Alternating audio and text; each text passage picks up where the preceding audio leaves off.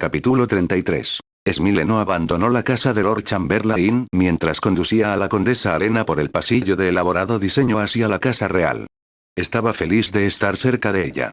Tenía casi 50 años y también tenía un nieto, pero cada vez que ponía sus ojos en ella, un fuego de enamoramiento ardía ardientemente dentro de su pecho.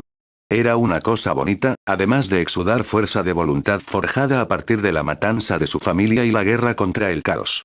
Su cabello rojo, corto para acomodar el yelmo de acero que normalmente la protegía en el campo de batalla, todavía era hermoso y quizás se sumaba a su belleza debido a la fuerte voluntad que había mostrado una y otra vez. Tales rasgos fueron elogiados en la mujer noble porque se esperaba que las mujeres de la aristocracia defendieran su hogar mientras sus hombres estaban fuera. En muchos sentidos, Alena era la mujer noble perfecta en todos los sentidos. La mente de Lord Chamberlain le dijo que por eso se había enamorado de ella, y porque estaba enamorado de ella, odiaba lo que estaba haciendo. Lord Chamberlain llamó a una enorme puerta con la empuñadura de su espada. «Mi rey. La condesa Ereberan está aquí para verte, como has ordenado». Había un poco de tos en su voz cuando sus emociones sacaron lo mejor de él por un momento diminuto. Miró a Alena. «Mi señora». Alena le dedicó una sonrisa melancólica que simplemente le rompió el corazón. «Gracias por ayudarme antes». Su voz, normalmente fuerte y fuerte, era un susurro. Lord Chamberlain casi se echó a llorar mientras luchaba contra sí mismo. No deseaba que fueras violado, por nadie, ni siquiera por el rey. Por un momento, su boca lo traicionó y le dijo sus sentimientos sin que él lo reconociera. Está bien. Él es el rey, y no podemos atrevernos a oponernos a su autoridad, sin importar cuán injustas sean sus órdenes. El Lord Chambelán no podía entender que cada palabra pronunciada por Alena era intencional, y él estaba jugando en las palmas de sus manos. La puerta de la cámara del rey se abrió, y dentro había una docena de caballeros, totalmente armados con armaduras de acero y fragmentos de los uniformes y armaduras de los Stormtroopers de la Guardia Imperial, así como las pistolas láser y las espadas de energía. Además, el rey estaba esperando adentro, ansioso por ponerle las manos encima a Alena. Alena se inclinó ante el rey, que todavía se veía bien para su vejez. El rey vestía un pijama elaboradamente decorado que fue diseñado para que pudiera quitarse fácilmente. Alena podía adivinar fácilmente para qué se usaba ese pijama. «Pase, mi querida condesa». Alena entró en la cámara del rey con una amplia sonrisa y un andar sexy. El rey se excitó instantáneamente por su comportamiento, pero el Lord Chambelán la vio contener las lágrimas con una voluntad increíble. Ninguno de ellos se dio cuenta de que estaban viendo lo que Alena quería que vieran. En una semana hubo rumores de que la condesa Ereberan se convertiría en la duquesa del norte, aunque pretendía el título mientras el caos gobernara el norte. Luego hubo rumores de cómo el rey planea elevar a la joven condesa como la nueva reina. El príncipe heredero se enfureció, por supuesto. Al día siguiente, la esposa del príncipe heredero fue víctima de una defenestración accidental.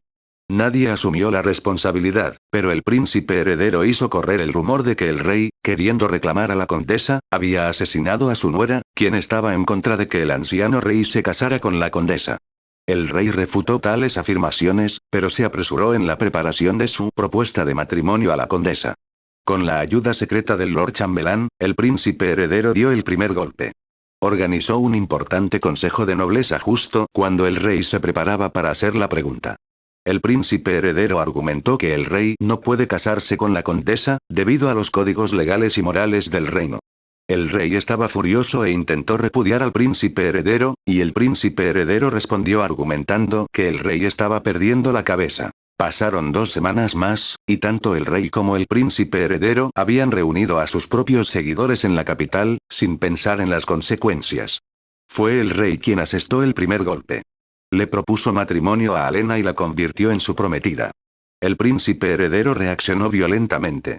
Hizo que la gente prendiera fuego a uno de los palacios menores, donde vivía su hermano menor. El príncipe era el siguiente en la línea de sucesión al trono después del propio príncipe heredero, y gracias a las pilas de leña y barriles de aceite y licor fuerte entregados en el palacio pocas horas antes, el príncipe más joven murió quemado, carbonizado hasta quedar irreconocible. El atacante era tan obvio, pero ya nadie estaba en sus cabales. El rey tomó represalias enviando 500 guardias al conde Redol, uno de los patrocinadores financieros del príncipe heredero. Redol era un noble rico con 3 importantes empresas comerciales y enormes plantaciones que proporcionaban grano al campamento de guerra del príncipe heredero. Con la mansión rodeada por los caballeros del rey, los 500 guardias entraron en la mansión del conde, masacrando todo a su paso. Todos los hombres fueron asesinados a tiros, y todas las mujeres fueron violadas hasta la muerte. El conde mismo fue triturado en decenas de pequeños pedazos, y cada pedazo fue entregado a los nobles que apoyaban al príncipe heredero. El contraataque también fue inmediato. El príncipe heredero atacó la casa madre de la Inquisición, incendió la magnífica fortaleza y mató a la mayoría de los inquisidores allí, y robó varios documentos secretos sobre cómo el rey usó la Inquisición para vigilar a los nobles, e incluso ordenó el asesinato o la difamación de los nobles que se atrevieron a hacerlo. Oponerse al rey. La divulgación de tal información fue una herida terrible para el rey, y el rey contraatacó matando a su hija mayor y a su esposo, quienes apoyaban al príncipe heredero a cambio de un ducado. El rey había caído en el lado oscuro, al igual que el príncipe heredero, y el Lord Chambelán continuaba abriendo una brecha entre ellos, con la esperanza de rescatar a Alena de los dos hombres. Después de la muerte de la gran princesa, la primera hija del rey y una figura influyente entre los nobles, los asesinatos se hicieron frecuentes. En un mes, la mitad de la familia real había muerto y toda la capital estaba lista para una guerra civil dentro de sus muros. Luego, el rey murió, mientras observaba a la mayoría de los partidarios de los príncipes herederos entre los miembros de la familia real siendo enterrados vivos en el jardín del palacio por los guardias. Las 3 flechas clavadas en su cráneo fueron una causa definitiva de muerte. El príncipe heredero, que había oído la noticia de que el rey había reunido a los partidarios del príncipe heredero en el jardín, había reunido un ejército para rescatarlos, solo para escuchar la noticia. El príncipe heredero sonrió, a pesar de tener a su familia muy disminuida. Rápidamente fue coronado como el nuevo rey, y comenzó el trabajo del nuevo rey firmando las sentencias de muerte de todos los partidarios de su padre, el viejo rey. El resto de la familia real murió, esta vez por el nuevo rey, y murieron de la misma manera que el viejo rey había matado a otros. El jardín real de repente era tan fértil, con tanta familia real enterrada viva bajo el suelo. Lo siguiente que hizo el nuevo rey como rey fue desmantelar el poder de la Inquisición, que se había puesto del lado de su padre durante el conflicto. Luego procedió a ejecutar públicamente a todos los nobles que apoyaban al anciano rey. Esto creó una gran conmoción, pero al nuevo rey no le importó. Después de que sus enemigos fueran apartados, el nuevo rey se casó con Alena en una gran boda pública y nombró a la reina regente, cuyos poderes serían absolutos salvo el poder del propio rey. Con todos los demás miembros de la familia real de descendencia directa muertos, el rey estaba solo, y hasta el nacimiento de sus nuevos descendientes, Alena sería la segunda en la línea. En cuanto a los descendientes del nuevo rey del matrimonio anterior, habían muerto hacía muchas semanas en varios accidentes diferentes pero igualmente terribles. Fue a las pocas semanas de la coronación y la boda que ocurrió otro evento importante. Lord Chambelán apuñaló al nuevo rey en el corazón con una daga envenenada. Los guardias reales mataron rápidamente al asesino, pero el daño ya estaba hecho. El nuevo rey había muerto tan pronto después de su ascensión al trono. La agitación fue grande, pero mucho menor de lo que debería haber sido. Por alguna extraña razón, todos los grandes señores nobles sobrevivientes apoyaron el reclamo de la reina regente, Alena. Acordaron por unanimidad que la nueva reina regente debería ser la reina y gobernante del reino, a pesar de que la familia real que había durado 500 años finalmente había terminado. La línea se rompió, para nunca volver a estar completa, incluso si algún bastardo real distante presentara sus reclamos. La nueva reina era una fuerza a tener en cuenta. Ella de alguna manera comandaba la lealtad absoluta de todos los principales nobles que residían en la capital. Rápidamente restableció la paz en las calles y llamó a ella a los comandantes del ejército del rey, para que pudiera aceptar su lealtad. Muchos nobles menores susurraron que el ejército no la apoyaría, pero estaban equivocados.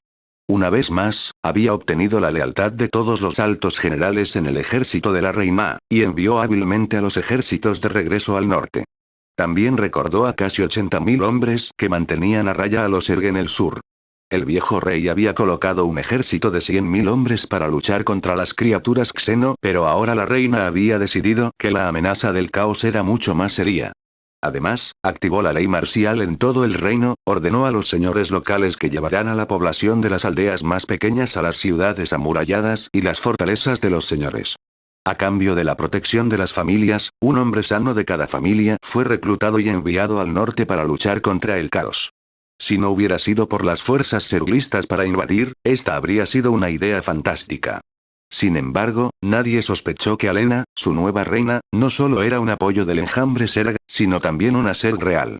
Observando a través de los ojos y los sentidos del único Ibeseer que flotaba sobre la capa de nubes, pude ver que el efecto de 80.000 hombres bien entrenados reforzando el frente norte fue casi instantáneo. El frente ya había sido reforzado con flujos constantes de hombres, alcanzando finalmente un máximo de alrededor de 300.000 hombres. Había tantas fuerzas militares reunidas allí que ni siquiera las fuerzas del caos con sus ametralladoras, vólteres y cañones corruptos pudieron entregar la victoria a los poderes ruinosos. Por supuesto, decenas de miles de hombres morían casi todos los días en una lucha constante por una sola colina, una fortaleza solitaria o un trozo de bosque. Aunque la colina había sido excavada y demolida solo para quedar cubierta por una fea muestra de barro ensangrentado, y aunque la solitaria fortaleza no era más que ruinas desmoronadas con las construcciones de piedra ya desecándose bajo la tensión de las batallas, y aunque el trozo de bosque ya estaba muerto y se convirtió en una mera sombra de su antigua gloria, cada uno de estos lugares menores fue luchado por miles de hombres y cultistas. Judanus, el señor del caos, intensificó su convocatoria de bandas de guerreros menores del caos, pero por alguna razón, no convocó a ninguna de las bandas de guerreros más grandes que pudieran cambiar el rumbo de esta guerra.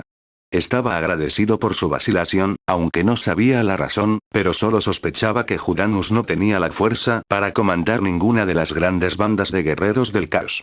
De hecho, una sola partida de guerra de una legión del caos adecuada, como la Legión Negra o los Devoradores de Mundos, podría expulsar a Judanus de su maldito trono en el norte como el señor del caos. Estaba seguro de que Judanus estaba planeando algo, pero por el momento, estaba siendo reservado al respecto. En cualquier caso, la guerra entre el reino, ahora bajo el control de Mialena, y las fuerzas del caos de Judanus tomó un giro nuevo y más violento. Los marines espaciales leales lanzaron una gran ofensiva contra las fuerzas del caos, liderando los ejércitos del noroeste. 6 marines espaciales apoyados por 3.000 caballerías pesadas, 4.000 guardias, 6.000 ballesteros, 15.000 espadas y lanzas, comenzaron a sembrar terribles estragos a lo largo de los flancos de las fuerzas del caos. Aunque su ejército era una miseria en comparación con las fuerzas numéricamente superiores del ejército de la reina o las multitudes de cultistas del caos bajo Judanus, los marines espaciales lucharon en una guerra sangrienta y aterradora que mantuvo a las fuerzas del caos fuera de balance. Por lo que he visto, los marines espaciales desmantelaron 17 partidas de guerra del caos, mataron a sus campeones de los marines del caos y masacraron a los cultistas. Por sí mismos, los marines espaciales y sus seguidores humanos habrían hecho poco daño a las fuerzas del caos, pero con las fuerzas del caos igualadas por los humanos y desafiadas constantemente por los restos de los orcos del norte, cada ataque de los leales era igualmente golpe devastador a las fuerzas de Judanus. De hecho, sus ataques fueron tan devastadores que Judanus finalmente se vio obligado a salir de su torre para enfrentarse a ellos. Esto posiblemente se debió a que los leales de alguna manera encontraron y arrastraron un solo Razorback. En un mundo sin vehículos blindados, incluso un solo Razorback era una fuerza devastadora a tener en cuenta. A las pocas semanas de la aparición del Razorback, Judanus se vio obligado a salir de su torre para enfrentarse a los leales. Con el reino ahora firmemente bajo las manos de Alena y sus ejércitos humanos empujando contra los ejércitos del Señor del Caos, y el Señor del Caos luchando en un mortal juego de búsqueda y escondite con los marines espaciales leales, era libre de perseguir cualquier esfuerzo que quisiera. Deseaba emprender. La primera prioridad seguía siendo la conquista de los orcos del sur y expulsarlos del continente principal. El frío desierto de arena metálica ya estaba en las hábiles manos del enjambre, mientras que los últimos focos restantes de orcos estaban siendo conducidos a los bordes de la tundra, donde el verano había derretido el puente de hielo entre el continente principal y las islas del borde del archipiélago. Había al menos 500.000 orcos de varios tipos y tamaños que estaban atrapados en una extensión de tundra cubierta de nieve y millones de zergs ya se dirigían hacia ellos. Por supuesto, librarse de los orcos del sur era una simple cuestión de tiempo, no más difícil ni problemático que aplastar una mosca. Entonces, mi enfoque cambió a la expansión de los zerg al resto del planeta. Había otros continentes menores, aunque el continente principal era un supercontinente y la mayoría de las masas de tierra estaban unidas al continente. En esas tierras menores, los sobrevivientes de los colonos originales habían construido sus pequeños reinos feudales. Desafortunadamente, los reinos de los descendientes de los colonos originales eran inútiles para mí. Ninguno de su población tenía el potencial psíquico como los del reino. Sin tal potencial, ni siquiera la poderosa Warp Storm podría amplificar los poderes psíquicos. Como tenía decenas de millones de serguesnos adicionales de sobra ahora, envié muchos serguesnos para infestar y destruir los reinos menores. La razón por la que tenía decenas de millones de serglings fue por la invasión de Prideland por Warbos Buklau, y la posterior matanza de mis serglings. De hecho, había masacrado a millones de mis serguesnos y a muchos cientos de mis ultraliscos. Lo que no sabía era que el encuentro anterior del enjambre con los orcos había permitido que el enjambre se adaptara y evolucionara. Habíamos aprendido mucho de la fisiología orca, y estaba impresionado con los antiguos y cómo fabricaban estas armas biológicas. Estos antiguos eran casi tan buenos como los Xel'Naga cuando se trataba de crear nuevas especies. La resiliencia de los orcos y su intuición sobre tácticas y tecnología fue impresionante. Además, el método de reproducción de los orcos también era fantástico, ya que las esporas no solo crecían en casi todas partes, sino que también se veían afectadas por el Waag. Para poder usar esas cosas a mi favor, ya había profundizado en la fisiología orca después del primer encuentro. La primera implementación de las características orc fue el aumento de los perfiles musculares en las criaturas Zerg. Gracias a las estructuras musculares flexibles, densas pero fuertes de las formas de vida orcas, todas las criaturas Zerg se volvieron más fuertes, rápidas y resistentes. El segundo fue el grupo nervioso central secundario. Esto significaba que ni siquiera la destrucción del cerebro mataría a un Zerg. Por supuesto, la decapitación dañó las espinas y otros órganos principales del sistema nervioso, por lo que mataría a un Zerg, pero con la mejora, las criaturas Zerg teóricamente podrían sobrevivir a una decapitación. Combinado con el hecho de que un Zerg puede recuperarse incluso de las heridas más terribles mientras esté vivo, un Zergling decapitado acribillado a balas y metralla teóricamente puede sobrevivir y recuperarse de sus heridas e incluso desarrollar una nueva cabeza. Tal fue la resiliencia arrebatada a los orcos. Estas características fueron más fáciles de implementar por lo que se utilizaron rápidamente. Por otro lado, la última característica orca que quería era mucho más difícil de reproducir. La última característica que implementé fue el método de reproducción. Las unidades Zerg aún nacían de larvas, pero ciertas especies como los Zerglings, los Pestelings y los Hidraliscos llevaban una cantidad de esporas en sus cuerpos, que eran expulsadas del cuerpo si la criatura original moría. Kerrigan Swarm había realizado antes tales experimentos en forma de Splitterlings. Sin embargo, había determinado que los Pestelings más pequeños eran inútiles en Warhammer 40k. Fue gracias al Adnorco y sus características que pude encontrar una buena receta. Desde el momento en que nacieron, los serguesnos, los Pestelings, los drones y los hidraliscos comenzaron a acumular diminutas esporas como cálculos biliares. Un Zergling normalmente tiene la capacidad de llevar alrededor de 50 esporas, mientras que los Pestelings llevan 20 y los hidraliscos 5, dependiendo de la edad y el número de almas absorbidas. Las esporas, expulsadas a través de una respuesta muscular automatizada a la vida del huésped, podrían dispararse bastante lejos del huésped, hasta casi 10 metros en una amplia formación circular. Como cada espora es una formación esférica con un diámetro de 5 milímetros, apenas se notan, pero también son lo suficientemente grandes como para ser una semilla para una criatura completa, a diferencia de las esporas orc que pueden no hacer crecer un niño orc completamente formado desde el principio, dependiendo de la presencia del ecosistema orc. Una vez que las esporas aterrizan, ya sea en algún tipo de suelo o en creep, para obtener el mejor efecto, las esporas crecen pequeñas 6 patas de doble articulación y una docena de tentáculos delgados. Las esporas usan las patas para cavar en el suelo. Las esporas cavarían bastante profundo y bastante rápido a pesar de los apéndices extremadamente delgados. Una espora de Zergling tardaría 30 minutos en excavar unos 40 centímetros, mientras que una espora de hidralisco tardaría 1 hora en llegar a 1 metro. Una vez que están bajo tierra, las esporas reabsorben las patas y usan los tentáculos como raíces para explotar los nutrientes del suelo para crecer. Una espora de Zerglin enterrada en una gruesa capa de creep, que es la mejor condición posible, produciría un Zerglin completamente formado y funcional en el mismo período de tiempo que lo haría una larva. Dado que los Zerglin tardan unas 12 horas en crecer en una producción descontrolada, es teóricamente posible que la muerte de un solo Zerglin pueda producir 50 Zerglin nuevos en otras 12 horas. Por supuesto, ese no fue el caso en las ruinas de Prideland.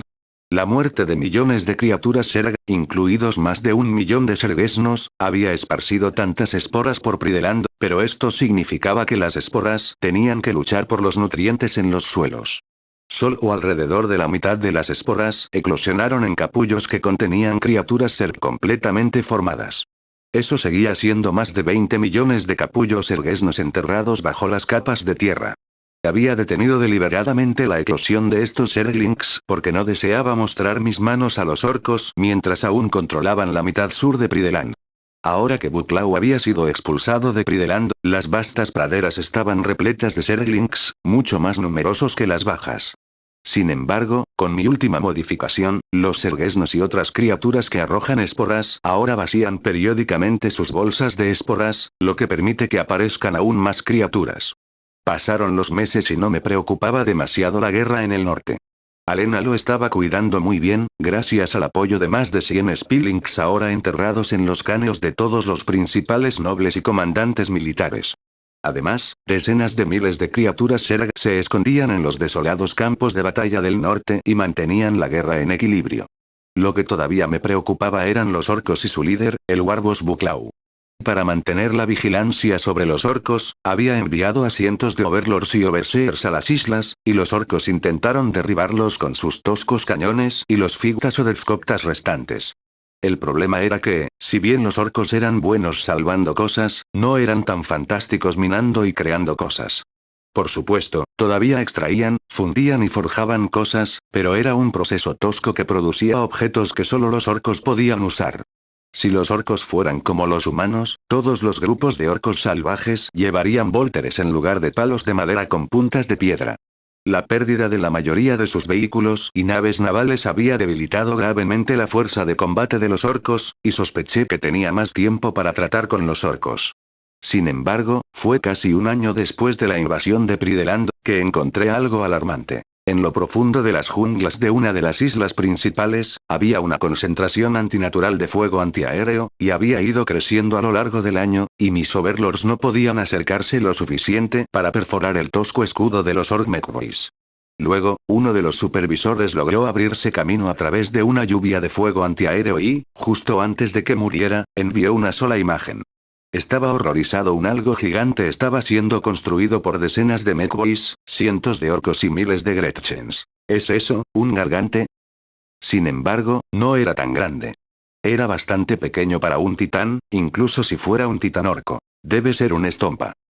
Stompa o Gargant, seguía siendo una amenaza formidable. Además, estaba casi completo. En cuestión de meses, Stompa estaría operativo, y eso no era una buena noticia en absoluto. Mierda. Mis titanes aún no están listos. A medida que el reino humano bajo el control de Alena comenzó a alejar a la mayoría de las fuerzas militares que defendían contra la invasión de los Zerg, mi enjambre continuó creciendo en tamaño y poder.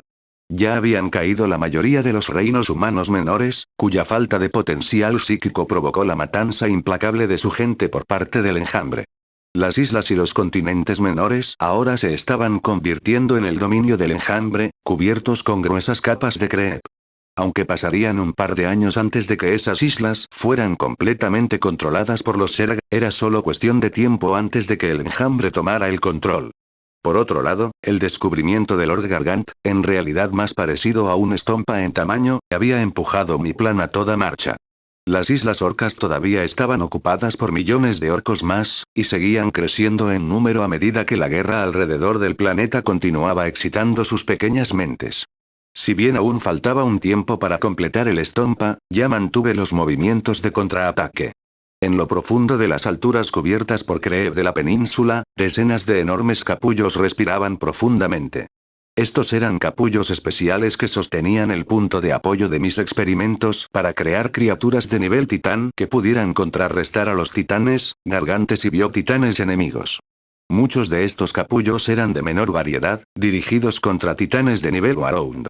Algunos fueron diseñados contra titanes de clase Reavero más grandes, por lo que son un poco más grandes. Estos biotitanes más pequeños del enjambre tenían un diseño mucho más eficiente que los hierofantes de los tiránidos.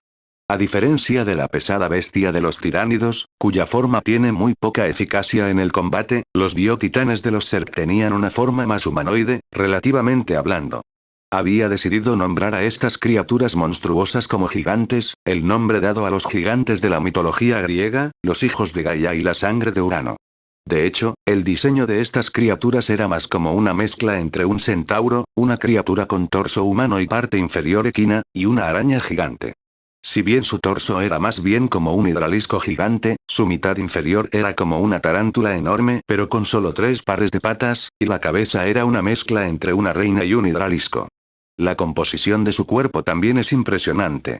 Tiene una poderosa estructura endoesquelética en forma de panal, luego está cubierta con poderosos músculos protegidos por un exoesqueleto duro, que a su vez también está protegido por capas de caparazón y quitina. Sin embargo, si las protecciones hubieran terminado allí, esta criatura caería fácilmente por los cañones láser y demás.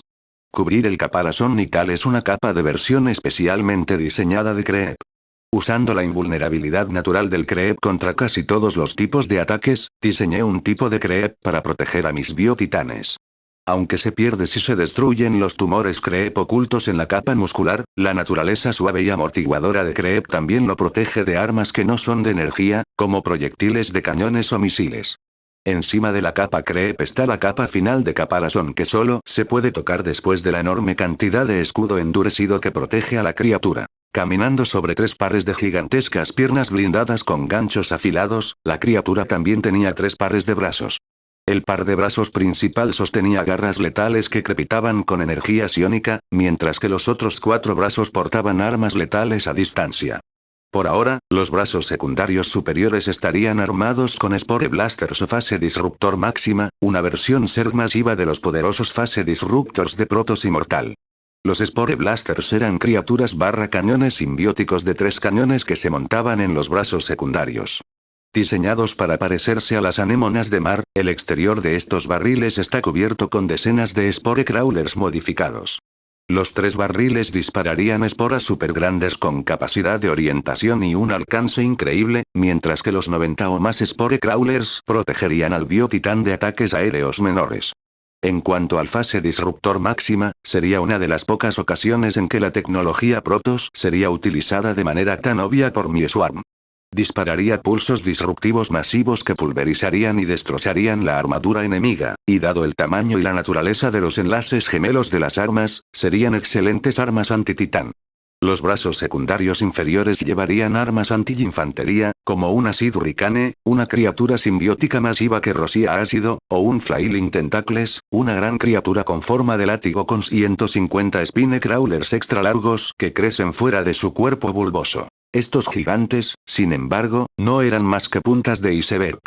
Mientras que los gigantes manejaban Around Titans o titanes de sus niveles, había biotitanes que fueron diseñados para luchar contra enemigos aún más grandes. Eran el Erebus y el Aether. Si los gigantes eran puramente criaturas Zerg, Erebus y Aether eran híbridos. Erebus se parecía al Hybrid Reaver, si el Hybrid Reaver tuviera 6 brazos. Diseñado para recibir golpes y causar un poderoso daño cuerpo a cuerpo contra los enemigos, el Erebus puede absorber la luz a su alrededor utilizando la reacción de los cristales Kaidarin al poder del vacío utilizado por los templarios oscuros. Aunque su tamaño significa que no puede ocultarse, esta habilidad hace que la criatura sea inmune a la mayoría de las armas basadas en láser. Si un enemigo desea atacar un Erebus, no puede usar armas como laguns o cañones láser, aunque las armas basadas en titán aún serían algo efectivas. Por supuesto, no era que un Erebus no tuviera armamento a distancia. Aunque 4 de sus 6 brazos estaban equipados con poderosas garras rodeadas y pulsantes con el poder letal de las espadas Warp Protoss, sus 2 brazos superiores eran capaces de llevar diferentes armas a distancia, aunque su enorme tamaño y el tamaño de sus oponentes habían significado que el Erebus normalmente estaría equipado con camiones disruptores psiónicos, que utilizan energía psiónica para desmontar algo en sus moléculas componentes. Mientras que Erebus era un atacante cuerpo a cuerpo, una Aether era en última instancia una criatura psiónica. Aunque un poco más pequeño que un Erebus, el Aether flotaba a unos 3-5 metros del suelo, y el campo psiónico que lo sostenía en el aire podía aplastar todo lo que estaba debajo de él en pedazos aplastados. Esta habilidad también permitió desplegar una Aether en el agua o en un terreno extremadamente hostil. El Aether, como el Erebus, tenía 2 piernas, pero el Aether tenía 4 brazos en lugar de 6, y ninguno de los brazos tenía garras de ataque adheridas. Aunque sus 3 dedos y el pulgar tenían garras, desempeñaban un papel mucho más destructivo que las garras. Cada una de las manos de Aether disparaba letales explosiones del vacío, el mismo ataque que los destructores híbridos, pero con suficiente energía psiónica detrás de cada ataque para convertir un tanque en un pequeño punto ardiente en el suelo. Sin embargo, estos ataques básicos fueron solo una punta de sus increíbles poderes. Usando las reservas psiónicas desbordantes, el Aether podría rociar sus habilidades mortales. La tormenta psiónica era la principal habilidad de ataque, aunque la escala era mucho mayor. En un Aether, la tormenta psiónica no fue diseñada como un poder de ataque a distancia, sino como una especie de excavadora para acabar con los enemigos más pequeños alrededor del Aether. Enviando 5 increíbles pulsos de Sonic Storm en una esfera de 300 metros de radio a su alrededor, el Aether podría eliminar a los enemigos que lo rodean, salvo a los enemigos más pesados, como los titanes enemigos o los tanques superpesados. La segunda habilidad, pero más útil, fue la onda de choque psiónica. Envía una onda disruptiva altamente destructiva en una amplia línea que alcanza casi 750 metros en un alcance máximo y un ancho de casi 50 metros. La habilidad final, pero más antititano anti-blindaje, fue el aniquilador psiónico. Era un solo pulso cargado, una idea tomada del camión Terran Yamato, y funcionó al estar fuera de fase hasta que alcanzó el objetivo. Esto significa que el ataque puede perforar cualquier escudo, incluso los escudos de vacío utilizados por los titanes imperiales. Una vez que cambiara de fase, la bola de energía psiónica rompería los enlaces entre las moléculas en una gran esfera, abriendo un enorme agujero en medio de un enemigo que explotó. Por lo tanto, estaba preparado, pero según mis cálculos, mis primeros gigantes nacerían al menos un mes después de que los orcos terminaran su estompa. En ese momento, el invierno habría llegado y el estompa se movería a través del puente de hielo entre las islas y la tundra. Bueno, yo digo, adelante. Capítulo 34. Bajo el fuerte liderazgo de la reina Alena, el reino humano se preparó para su gran avance contra las fuerzas del caos. En realidad, su gobierno fuerte fue todo gracias a la mayoría de los nobles de alto rango infectados por Spillings. Con el apoyo de casi 100 nobles importantes bajo la manga, Alena comandaba el máximo poder político del reino y su palabra era ley. Rápidamente pisoteó a cualquiera que se atreviera a oponerse a ella. Dado que el ejército ya estaba bajo su influencia a través de la buena posición de los comandantes y generales infectados, no tuvo problemas para eliminar a los nobles problemáticos o las rebeliones menores. Usando la gran cantidad de riqueza obtenida al masacrar a los nobles rebeldes y tomando todas sus posesiones, así como las principales contribuciones de los nobles infectados, Alena comenzó una mejora militar significativa para elevar el nivel de las fuerzas armadas del reino para luchar contra las fuerzas del caos en igualdad de condiciones. También fue financiada por el saqueo de los bienes de la Inquisición, la confiscación de comerciantes adinerados y la recepción de oro, plata, hierro, carbón y otras materias primas del propio enjambre Zerg.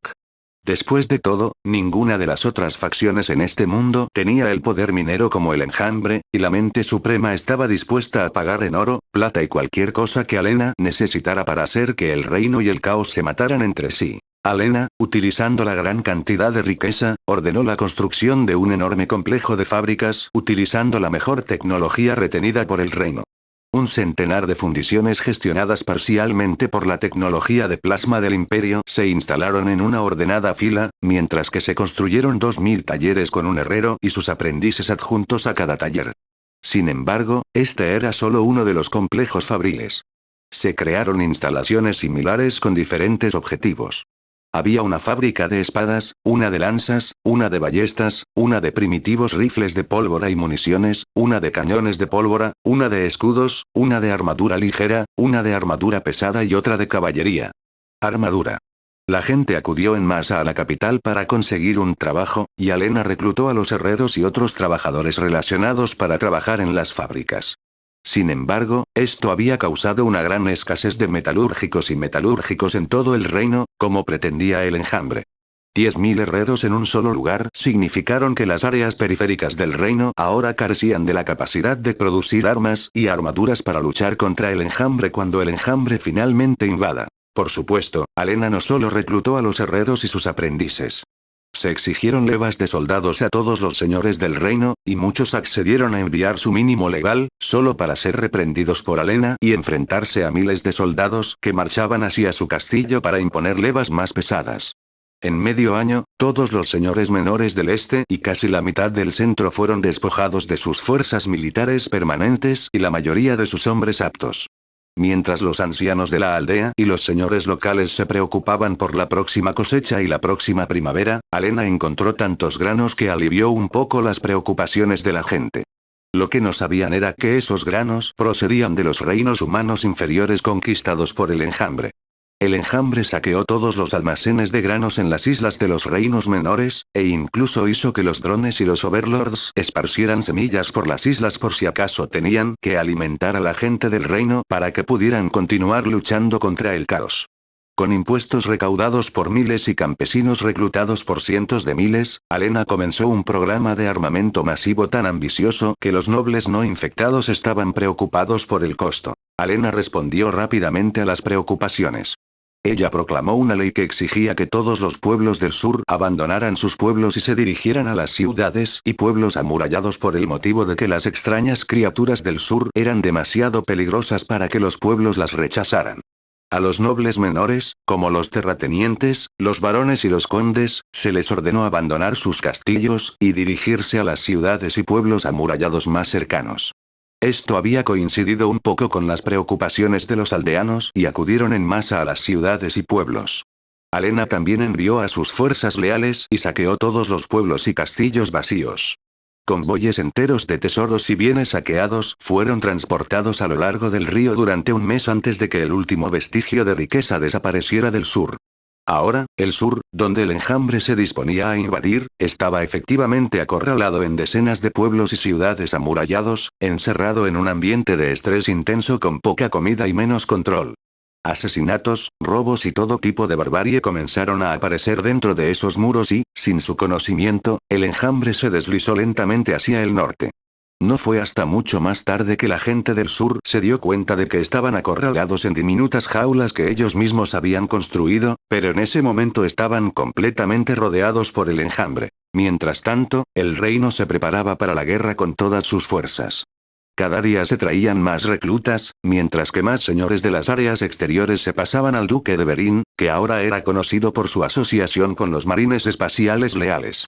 Sin embargo, la extensión del reino era aún muy grande, y todos los días las fuerzas de la reina arrastraban a un varón, un conde o un conde bajo los cargos de traición, ya que el duque de Berín había sido declarado traidor y hereje por el reino. Los poderes de Alena habían ido creciendo de manera constante, y después de su primer año como reina, ya alcanzó la cima del poder en el reino. Armados con armas y armaduras de alta calidad de las fábricas de la reina, había casi 50.000 caballeros a caballo con armadura de placas pesadas, 180.000 sargentos a caballo con cota de malla y armas cuerpo a cuerpo pesadas, 70.000 arqueros a caballo, 200.000 ballesteros con cota de malla, 100.000 espadachines con cota de malla, escudo y espada, 200.000 lanceros armados con armadura de cuero chapado en acero y espada adicional en el cinturón, 50.000 hombres con hacha, 10.000 guardias, 30.000 artilleros con rifles de pólvora y 6.000 de pólvora cañones cada uno tripulado por 10 hombres. En total, Alena podría desplegar 950.000 soldados contra el caos. En tales números, incluso el enjambre se ralentizaría, y esa era la razón por la que Overmind había enviado a Alena al reino. Con el ejército de la reina en el norte siendo ya casi 300.000 fuertes, otra afluencia de tropas en casi 1.000.000 en número, el reino estaba listo para aplastar a las fuerzas del caos con relativa facilidad. Judanus había notado un gran movimiento de tropas en el reino, pero al enterarse de que una reina, de corta edad, había tomado el mando, volvió su atención contra sus hermanos leales que libraron una guerra de guerrillas mortal contra las fuerzas del caos. Con el apoyo del duque de Berín y su considerable fuerza entrenada por el marine espacial leal y armada con pistolas láser producidas por la arqueotecnología escondida en el escondite secreto de los marines espaciales, los leales se estaban volviendo más audaces y causando más daño. Esto no fue aceptable para Judanus, por lo que cometió un grave error al no reconocer la preparación del reino para la guerra. Luego, en el 20º mes del reinado de Alena, movilizó sus fuerzas. Gracias a la lucha entre los leales marines espaciales y las fuerzas del caos, había ganado un tiempo valioso para armar y entrenar a sus fuerzas. Por supuesto, también era cierto que ya no podía mantener a 1 millón de soldados en espera. Aunque el enjambre entregó otro envío de grano de las ruinas de reinos humanos menores, las fuerzas de reserva del reino casi se agotaron debido a una movilización tan intensa.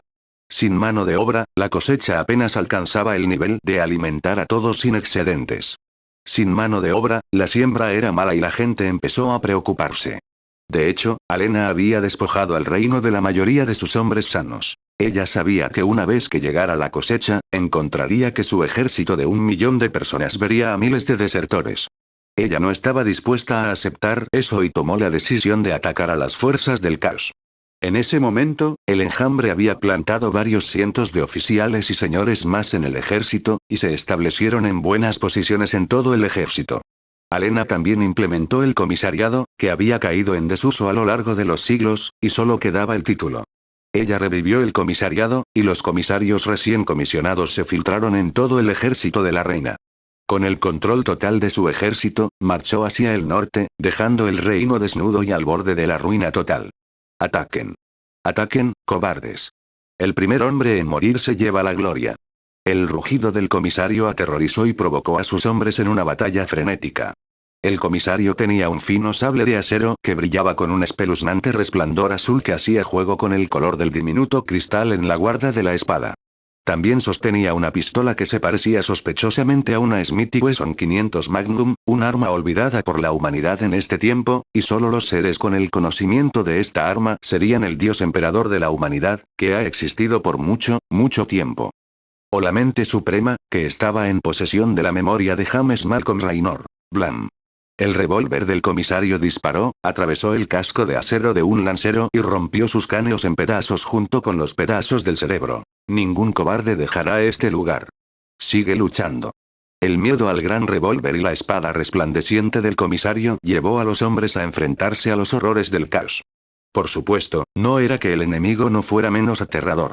Frente a esta compañía de lanceros, había una compañía de cultistas del caos. Estaban numerados de manera similar, pero la composición estaba lejos de ser la misma. Mientras que la compañía de infantería del Queen Army estaba compuesta por 5 pelotones, cada uno formado por 4 escuadrones de 25 hombres. Esto significaba que había 500 lanceros en la compañía, o más exactamente, 480 lanceros más 20 sargentos con cota de malla y espada y escudo, y 5 comisarios y el escuadrón de mando de la compañía. El escuadrón de comando de la compañía constaba de un capitán y 4 caballeros desmontados con el mismo tipo de espada brillante que el comisario y un revólver similar. El capitán también llevaba una pistola láser. Esta compañía de infantería en particular se enfrentaba a una sección de una partida de guerra del caos. Formada por un aspirante a campeón líder anteriormente de los portadores de la palabra, y sus 480 cultistas, 11 bloodletters y 3 cañones de pólvora poseídos por demonios, esta partida de guerra se había abierto camino durante más de un año desde que fue llamada por el mismo Judanus. El aspirante a campeón, con el nombre de Hogarth el Devastador, recibió una espada de energía con un bloodletter atado a cambio de sus servicios. Además, se le dio permiso para hacerse cargo de una baronía y cada alma dentro de ella. Había elegido su baronía elegida, reclutaba hombres y los torturaba hasta que enloquecían y se unían al culto, violaba y asesinaba mujeres y devoraba niños como carne. Ahora, le prometieron 2 baronías más y estaba muy dispuesto a matar por ellas. Mátalos. Por el caos. Por el caos. Repitiendo a su maestro había 20 sargentos de la partida de guerra de Hogarth. Si Overmind los viera, diría que se parecían mucho a los Chaos Warriors de Warhammer Fantasy. Eran hombres grandes, quizás retorcidos y mutados por el caos, pero grandes en general, y vestían pesadas armaduras de acero que los cubrían completamente con acero infestado por el caos. Llevaban grandes yelmos con cuernos, empuñaban poderosas espadas con bordes retorcidos y curvos, un escudo redondo en un lado con pieles de rostros humanos que cubrían la superficie en una gruesa capa. Matad a las monstruosas bestias del caos. Matadlas. Asesinadlas. Todo en nombre de nuestra amada reina. El capitán rugió en respuesta a los gritos de rabia del líder del caos. Entonces se entabló la batalla. Los cultistas atacaron primero, su furia insana se apoderó de ellos en segundos. 3 cañones demoníacos dispararon, disparando bolas de fuego disforme hacia las filas de los soldados humanos. Los Bloodletters cargaron primero, sus Hellblades gigantes abrieron un camino sangriento a través de los lanceros que empujaron su arma afilada contra las duras pieles de los demonios. Las lanzas eran inútiles contra los demonios, pero había sargentos y comisarios. Los sargentos tenían una espada y un escudo, y aunque no sabían cómo brillaban sus espadas o por qué, sabían que tenían poder, al igual que el escudo. Sonido metálico. El Hellblade golpeó un escudo redondo de acero de un sargento y, a diferencia de otros, el Hellblade no pudo cortar un trozo del escudo.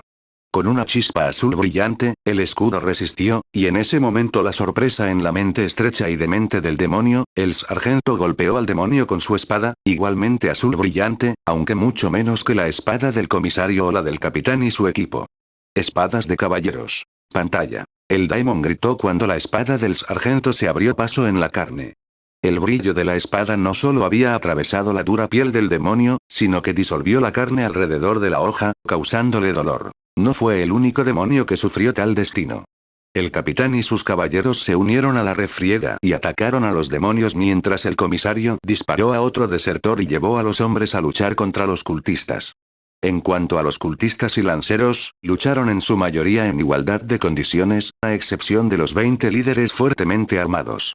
Esos líderes pronto notaron a sus rivales y se abalanzaron sobre los sargentos, el comisario y los caballeros. Sin embargo, los guerreros del caos habían subestimado a los caballeros de la reina. El brillo de las espadas de los hombres no solo era efectivo contra los demonios sino también contra el acero. Con el golpe de las hojas resplandecientes cortó las armaduras del guerrero del caos mientras que las hojas de acero corruptas no podían perforar el escudo resplandeciente. Armas interesantes. Oggarot se unió por fin a la batalla. Un traidor. El comisario, el tonto valiente que es, se encontró con la mirada del marine del caos y cargó. ¡Qué insignificante! Una burla de un comisario real, pero supongo que servirás para mi sacrificio a los dioses oscuros. Oggarot levantó la mano izquierda y la pistola Volter que llevaba dentro. Sin embargo, el comisario fue más rápido. Levantó su revólver y disparó 4 tiros a Oggarot. Arc. Aunque 3 golpearon la armadura del pecho de Oggarot y las balas con punta de acero rebotaron inofensivamente, una de las balas rozó a Oggarot cerca de su sien derecha y le hizo sangrar. Sangras como todo lo demás, perro. Sufrirás por este descaro. Daka. El proyectil dio de lleno en la rodilla derecha del comisario y la destrozó con tanta facilidad. El comisario gritó mientras caía. La espada de Oggarot se movió en sincronía y perforó la espalda del comisario justo cuando caía. Uf. No, no así. Ah, sí. Así es como mueres. Quitando su espada, Oggarot recogió al comisario sangrante, que todavía estaba vivo, y lo levantó hasta su rostro. Tienes un arma interesante. Todos tus oficiales la tienen. ¿De dónde vino? Al morir, el comisario se rió entre dientes. ¿Y qué te hace pensar que voy a decirte eso? Oggarot perdió su interés. Tendría a otros a quienes torturar y obtener la información. No importa. Por cierto. En ese momento, el comisario empujó algo por la armadura de Oggarot. Oggarot no estaba usando su casco, por lo que había un espacio abierto donde debería estar su casco. ¿Qué? Parecía una granada de palo, y aunque Oggarot se sentía invencible en su demencial adoración de los dioses del caos, sabía que perder la cabeza no era una buena manera de servir a los dioses oscuros. Dejó caer su presa y su pistola y trató de sacar la granada, pero era suave y, por primera vez, sus guantes blindados eran inútiles. ¡Bum! La dinamita explotó, y explotó tan cerca de la cabeza del marine del caos que Oggarot, o lo que quedó de él, quedó sin la mitad frontal de su rostro, y su cuello fue arrancado. Era pura resistencia del cuerpo de un marine espacial, aunque de un marine del caos, que cualquier parte de su cabeza permaneciera, pero incluso las partes restantes estaban carbonizadas y cicatrizadas. Sin su líder, los cultistas de repente encontraron cobardía en sus corazones, y con eso, 4 de los guerreros del caos cayeron, y en una lucha frenética por sobrevivir, los cultistas comenzaron a retirarse y luego dispersarse. Ahora. Señales ahora. El capitán gritó sus órdenes a un sargento, y el sargento sacó una bengala y la usó. Entonces, como si respondiera a la bengala, apareció un cuadro de caballería y barrió las filas de cultistas en retirada. La batalla había terminado y el ejército de la reina salió victorioso en esta batalla. Este tipo de victoria apareció por todo el mapa cuando el ejército de Alena aprovechó su ventaja. Su número masivo abrumó incluso a los marines del caos, y los humanos les dispararon, cortaron y destrozaron. También estaban las armas resplandecientes de los oficiales. Aunque la verdad era muy simple en el sentido de que el enjambre había proporcionado fragmentos de cristales Kaidarin a Alena, y ella hizo que los herreros instalaran pequeñas amatistas en cada arma y escudo de los oficiales, y vertieron la energía psiónica en la amatista. Por naturaleza, las gemas y los cristales pueden retener la energía psiónica o psíquica mejor que el metal o cualquier otro material, y entre ellos, la amatista tiene la mejor tasa de retención. Alena y los nobles infestados visitaban las fábricas todos los días con algún pretexto aleatorio e imbuían cada bulto de armas y escudos con energías psiónicas del cristal Kaidarin.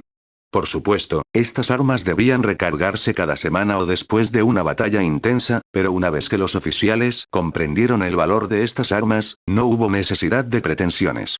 Si la Inquisición hubiera existido, habrían acusado a la reina Alena y a los nobles de brujos con poderes mágicos, pero el enjambre ya había manipulado el reino para deshacerse de la Inquisición. Sin embargo, la Inquisición no estaba completamente muerta. Un puñado de inquisidores había sobrevivido a la purga y había huido al noroeste, y se habían unido al duque de Berín y los marines espaciales leales. Entre ellos estaba el inquisidor Pardia, el primer inquisidor en comprender la amenaza que representaban los Zerg.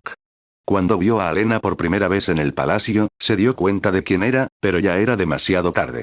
Apenas salió con vida. Eludió a los cazarrecompensas que rastrearon y mataron a todos los inquisidores que pudieron encontrar. Pardia reunió a los inquisidores supervivientes y viajó al oeste e informó al duque de Berín cómo el reino había caído en manos de una bruja xeno, que ahora ocupaba el trono como reina del reino. Desafortunadamente, el duque no tenía ni los recursos ni el poder para desafiar a Alena. La mayor parte de su recurso militar se comprometió contra las fuerzas del caos que se atrevieron a avanzar hacia el oeste, y apoyaron a los marines espaciales leales que lucharon contra el caos en un mortal escondite. Aunque ahora era el noble independiente más poderoso del planeta, no podía igualar al ejército de Alena, a pesar de que una veintena de nobles se pasaron a él. Además, se enfrentaba a un enjambre Zerg que invadía los confines más meridionales del oeste. De sus 2000 caballerías y 100.000 hombres de armas, la mitad estaba desplegada contra el norte y las fuerzas del caos allí, mientras que la otra mitad bloqueaba el enjambre y el reino. Mi señor, el momento es ahora. La reina bruja ha movido todos los activos militares contra el norte, y el reino está vacío. Debes acercarte a esos nobles y tomar el reino.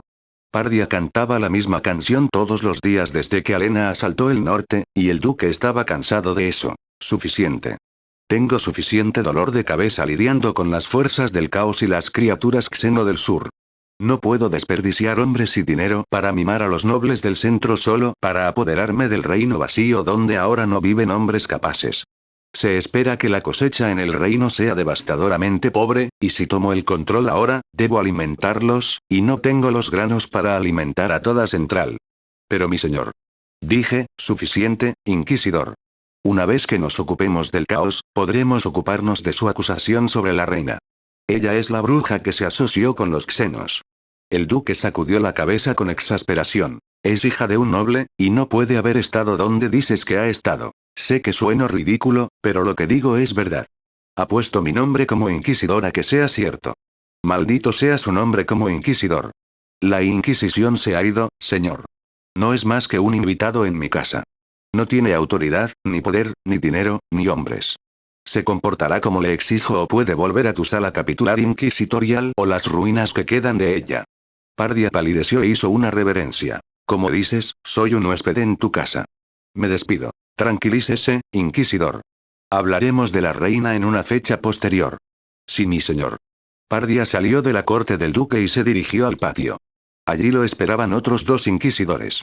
Pardia era ahora el inquisidor principal, y técnicamente el señor inquisidor, pero no estaba dispuesto a reclamar ese título cuando el título ya no estaba. ¿Cómo te fue, hermano?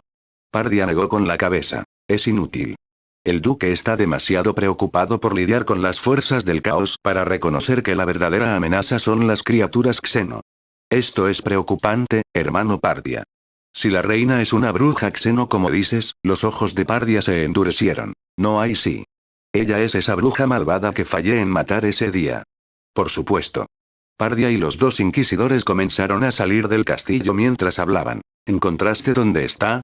Ante la pregunta de Pardia, uno de los inquisidores negó con la cabeza. Me temo que no, señor. Estos marines espaciales también han escondido sus armas. Usan su blasfema teletransportación para ir y venir de su escondite. Esto es problemático. Si podemos encontrar su escondite y tomar sus armas, sería mucho más fácil. El otro inquisidor sonrió. Sobre ese aspecto, tengo una noticia. Vaya. He encontrado el arsenal a través del cual los marines espaciales suministran al duque las armas avanzadas. La expresión esperanzada de Pardia se desvaneció. Lo mejor que dan son las pistolas láser. No son suficientes. El inquisidor negó con la cabeza. Hay rifles láser, hermano. Por cientos. El duque está armando a sus guardias en secreto. Los ojos de Pardia se iluminaron. ¿En secreto? ¿Por qué? No lo sé, pero por lo que sé, solo el duque y los marines espaciales saben de esto. Pardia reflexionó. Si otros nobles se enteran de esto, también exigirán pistolas láser. Esto puede causar suficiente presión política sobre el duque para que desvíe sus fuerzas y se ocupe de la reina bruja. Aunque furioso por la noticia de las derrotas, Judanus mantuvo la calma. Los cambios en la guerra pueden no ser grandes, pero para Pseench, cualquier cambio es un buen cambio. Verdaderamente, las obras del dios hechicero son misteriosas. Ante la reflexión de Judanus, Lilgat asintió. Sí, y el dios de la sangre también está complacido, mi señor. Toda la sangre derramada es un regalo para Corne. Ciertamente. Sin embargo, debo cambiar el rumbo de la guerra una vez más. Esto era muy cierto. Judanus ya había perdido casi 20 partidas de guerra, grandes y pequeñas, y 17 más se enfrentaban al ejército de la reina, pero las fuerzas de la reina eran demasiado numerosas y estaban demasiado preparadas para enfrentarse a una veintena de marines del caos, cada uno de los cuales lideraba pequeños ejércitos de cultistas. Al igual que los marines espaciales, los marines del caos también eran más poderosos que cuando trabajaban juntos en lugar de ser la cabeza de meros cultistas. Tal vez podrías convocar a una partida de guerra algo más robusta para tu causa. Ante esta sugerencia, Judanus gruñó, mostrando sus numerosos colmillos. ¿Te atreves a sugerir un camino tan obviamente desastroso, Lilgat? Incluso un devoto ciego de Corne como tú puede ver cómo una partida de guerra de tamaño sustancial puede arruinar mis planes. Como todos los seguidores de Chen-Xian, Judanus desconfiaba de todo. Su mente saltaba aquí y allá, tratando de encontrar las causas, los efectos, los impactos y las trampas de cada situación. Si una partida de guerra del caos lo suficientemente grande llegara al planeta, podrían echar a un lado a Judanus y tomar el mundo por sí mismos. No si estuvieras listo, mi señor Judanus. Judanus entrecerró los ojos. Ya veo. A la bóveda. Judanus llevó a Lilgat y a los 8 pseudo-rúbricas de la marina a la bóveda disforme de Judanus. Allí, los servidores corrompidos por la disformidad solían arrojar esclavos a las fauces de la disformidad. Apártense, autómatas.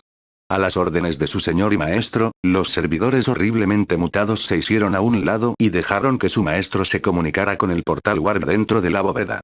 La espada demoníaca Gauld crujió cuando Judanus la sacó y apuntó al portal warp. Suplico a las corrientes de la disformidad que se unan a mis órdenes, para que pueda usarlas al servicio de los mayores males de los dioses oscuros. Luego, Lilgat arrojó a un esclavo al portal de la disformidad, y esa pobre campesina fue instantáneamente destrozada por la entropía de la disformidad, y su alma fue destrozada y luego devorada por los demonios y los dioses del caos. Después de un momento, el portal se estrechó y apareció un rostro. ¿Qué es esto? ¿Cuál es el significado de esta interrupción? Una voz inteligente pero áspera habló mientras miraba el portal que ahora parecía una especie de dispositivo de comunicación. Soy yo, Judanus. Ah, el joven señor del caos de un planeta atrasado olvidado. Judanus gruñó ante una respuesta tan desdeñosa, pero sabía que su oponente era mucho más poderoso e influyente que él. Lord Vile, quiero preguntar si mis pedidos están listos. De hecho, el hombre con el que Judanus estaba hablando no era otro que Fabius Vile, el antiguo boticario jefe de los hijos del emperador, y actualmente el principal experto en clonación, creación de marines espaciales y creación de monstruos. Judanus había prometido 500 niños psíquicamente talentosos y otros premios a cambio de sus propias tropas de marines del caos. Sí, sus pedidos están listos desde hace algún tiempo. ¿Qué quieres decir? Judanus estaba un poco sorprendido. Debes haberte olvidado de la deformación del tiempo alrededor de tu pequeño planeta, Judano recordó. El tiempo no fluía normalmente en Warp, y más aún para Judanus cuando su Warp Baul interrumpió el flujo de Warp alrededor del planeta. Dame mi pago final, y tendrás tus tropas de marines del caos, todas listas para ser adoctrinadas como quieras. Excelente. Lilgat, tráeme mi regalo para Lord Vile. Los 500 niños ya habían sido enviados como pago inicial, pero era hora de pagar el resto. Lilgat trajo un gran puño de combate y un juego de Nartesium, el botiquín de campo del boticario de los marines espaciales. Ah. Allí están. Muy bueno. Abre tu portal y toma a tus hombres, Lord Judanus. En cuestión de minutos, la cámara que alberga a la bóveda disforme de Judanus se llenó con 32 marines del caos desnudos con los ojos en blanco. Judanus sonrió. Servidores. Hay conjuntos de servoarmaduras y armas en el arsenal que una vez pertenecieron al capítulo en el que solía estar. Tomen a estos marines del caos y vístanlos con esas armaduras y ármenlos con esas armas. Lilgat, sin embargo, no estaba convencida. ¿Cómo esperas que estas versiones en blanco de nosotros mismos puedan luchar? Judanus se rió entre dientes. Su cuerpo importa muy poco, amigo mío. Son caparazones que puedo usar a voluntad. Ahora, tráeme más esclavos. Tengo mucho trabajo por hacer. Cuando Judanus salió de la cámara luciendo demacrado por el esfuerzo, salió con 32 marines del caos llenos de propósitos asesinos. 16 de los chaos marines empuñaban una hachasierra y algún tipo de pistola, y estaban cubiertos de un color rojo sangre, mientras que los otros 16 tenían un extraño tinte azul y rosa, y sostenían en sus manos armas a distancia. ¿Qué hiciste? Até demonios en esa carne. 16 Bloodletters y 16 Horrors of Change. Lilgat palideció. ¿Te atreviste a atar a tantos demonios? ¿Te das cuenta de que si alguna vez cometes un error lo suficientemente grave como para justificar la liberación de esos demonios, desgarrarán tu carne y tu alma en pedazos inimaginablemente pequeños? Judanus sonrió con alegría. Entonces no debería cometer tales errores. Ahora, podemos llamar a más bandas de guerreros. Es hora de mostrarles a estos mortales cómo se libra una guerra real en la galaxia.